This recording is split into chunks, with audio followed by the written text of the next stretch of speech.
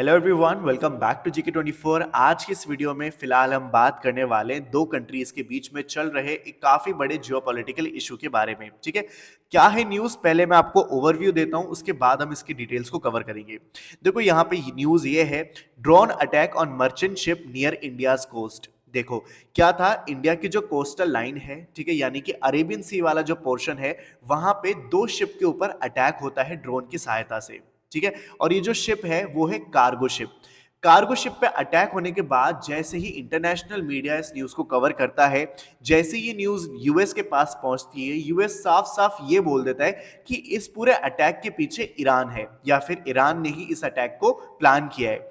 अब इसका इंडिया पे क्या इफेक्ट पड़ता है, और यूएस ईरान को क्यों ब्लेम कर रहा है, और ईरान का इस पर क्या कहना है, ये सारी चीजें आज की इस वीडियो में हम डिस्कस करेंगे। तो चलिए शुरू करते हैं। देखो, सबसे पहले ये जान लेते हैं कि आखिर इस पूरे अटैक के बाद इंडिया का इस पर क्या व्यू पॉइंट है, या फिर इंडिया क्या कहना चाहता है। तो यहाँ पे इंडिया में जो यहाँ पे हमारे डिफेंस मिनिस्टर है राजनाथ सिंह, उनका कहना है, we will hunt down perpetrators of merchant ship attack even from depth of the sea. ठीक है, यहाँ पे इनका सिंपल सा बात ये कहनी है कि हम जो है पता लगाएंगे कि आखिर ये अटैक किसके द्वारा किया गया, क्योंकि अभी तक ये क्लियर नहीं है कि ये जो अटैक है किसने किया, यूएस ने किया या फिर ईरान ने किया या फिर किसी थर्ड पार्टी ने किया। तो यहाँ पे हमारे राजनाथ सिंह का कहना सिर्फ इतना ही है कि हम जो है उसको ढूंढ निकालेंगे और अगेंस्ट में जो है स्ट्रिक्ट एक्शंस लेंगे। ठीक है, यहां तक तो बात आपको क्लियर होगी। अच्छा, अब देखो यहाँ पे जो हम बात कर रहे थे शिप की, वो एक नहीं बल्कि दो शिप थी जिसको अभी अटैक हुआ। ठीक है, यहाँ पे देखो, two India bound ships with Indian crew attacked by drones as maritime tension soar. ठीक है, अच्छा, तो अब आपके दिमाग में एक सबसे बड़ा क्वेश्चन जो है ये आ रहा होगा कि इंडिया जो है इससे कैसे अफेक्ट हो सकता है। तो देखो, अगर आप इंडिया का मैप यहाँ पे देखोगे तो इंडिया जो है यहाँ पे, मैं आपको जैसे कि आप यहाँ पे देखो, अरेबियन सी आपका यहाँ पर है। ठीक है, जो शिप्स थी वो करीब यहाँ पे थी, एक बार के लिए इमेजिन करो।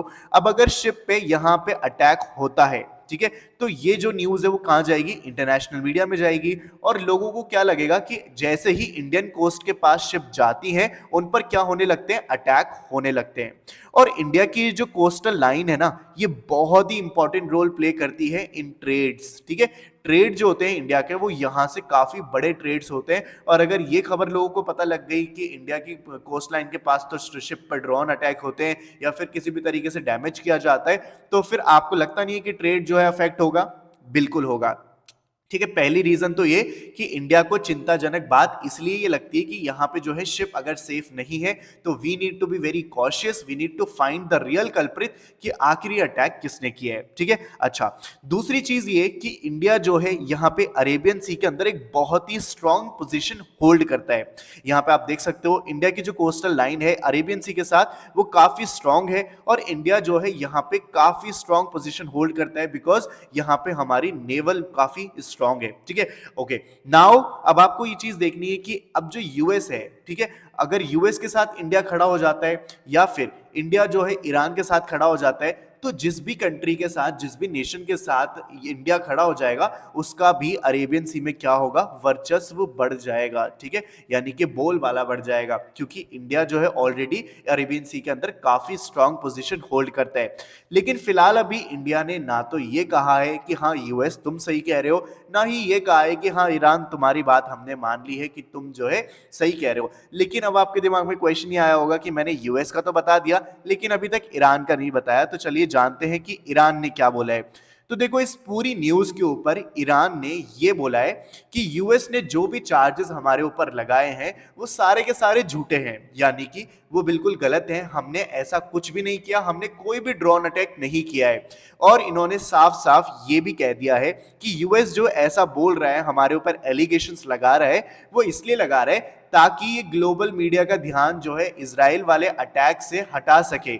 जो गाजा में सिविलियंस के साथ जो जास्ती हो रही है, उसको जो है ग्लोबल मीडिया ना कवर करके इस वाले इशू में लग जाए, इस शिप के अटैक के ऊपर लग जाए, और पूरा का पूरा ध्यान जो है ईरान के ऊपर चला जाए। तो ईरान जो है काउंटर में ये वाली बात बोलता है। ऑलराइट, यहां तक बात क्लियर है।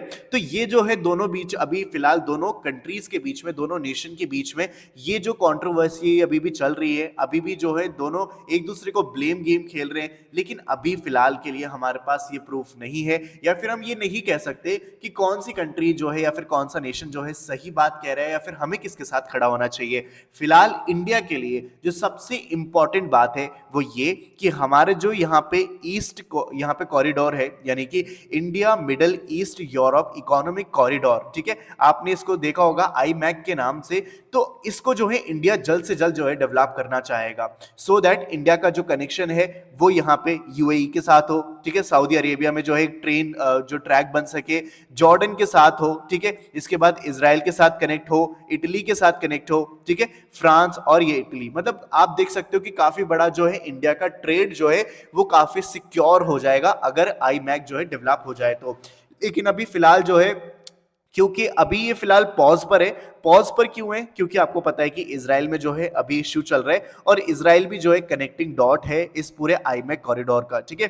तो अभी फिलहाल के लिए क्या है, पॉज पर है, लेकिन जल्द से जल्द इस पर काम होगा, और फ्यूचर में ये प्रिडिक्शंस है कि इंडिया का जो फ्री ट्रेड है वो होगा हमारे यहाँ पे जितनी भी, या अगर आप कह लो कि जो यूरोपियन कंट्रीज है उनके साथ, ठीक है। तो इंडिया जो है फिलहाल इसको डेवलप करने पे काफी ज्यादा ध्यान दे रहा है और देगा, ठीक है। चलो अब आगे देखो, यहां पे देखो, जैसे कि आपको मैंने अभी बताया पूरी न्यूज में कि शिप पर जो है अटैक हुआ ड्रोन की सहायता से। अब ये जो शिप है, लोगों को एक तरीके से डर तो यही लगेगा कि शिप जो है सेफ नहीं है इंडियन कोस्ट के पास, और दूसरी चीज उनको ये लगेगी कि अगर कोई ह्यूमन कैजुअलिटी आ जाती तो।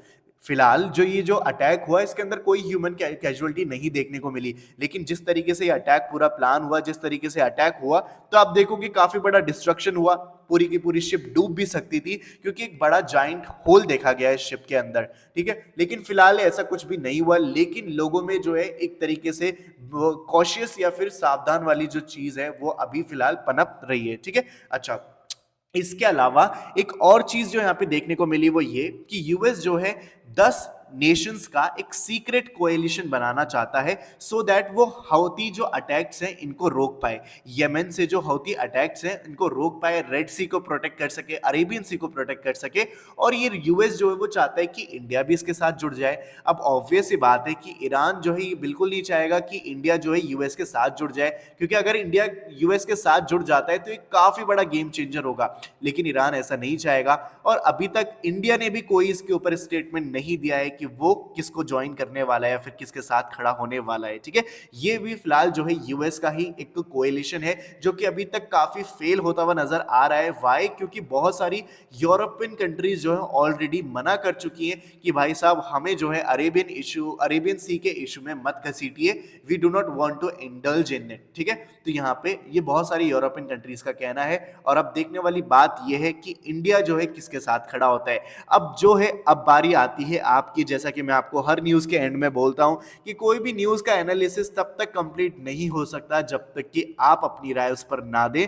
तो मैं चाहता हूं कि आप अपनी राय जरूर बताएं कि आपको क्या लगता है कि इंडिया को किसके साथ खड़ा होना चाहिए, या फिर कौन सी कंट्री या कौन सा नेशन जो सही कह रहा है कि किसने गलत किया है। क्या यूएस के साथ इंडिया को खड़े होना चाहिए या फिर ईरान के साथ इंडिया को खड़ा होना चाहिए? तो आप जो है अपनी राय जरूर लिखिएगा कमेंट बॉक्स में, या फिर इंडिया को क्या करना चाहिए, मतलब जो भी आपको लगता है वो आप प्लीज लिखिएगा, मेरे साथ साझा कीजिएगा, और मुझे आपके कमेंट बॉक्स में कमेंट्स पढ़कर बहुत खुशी मिलती है।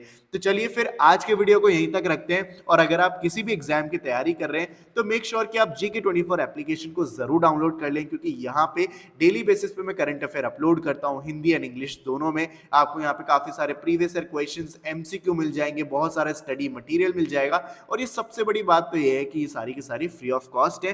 तो मैंने डिस्क्रिप्शन में लिंक डाल दिया है इस ऐप का, डाउनलोड करो, ज्यादा से ज्यादा यूज करो। चलिए मिलते हैं फिर अगली वीडियो में, till then stay happy and keep learning.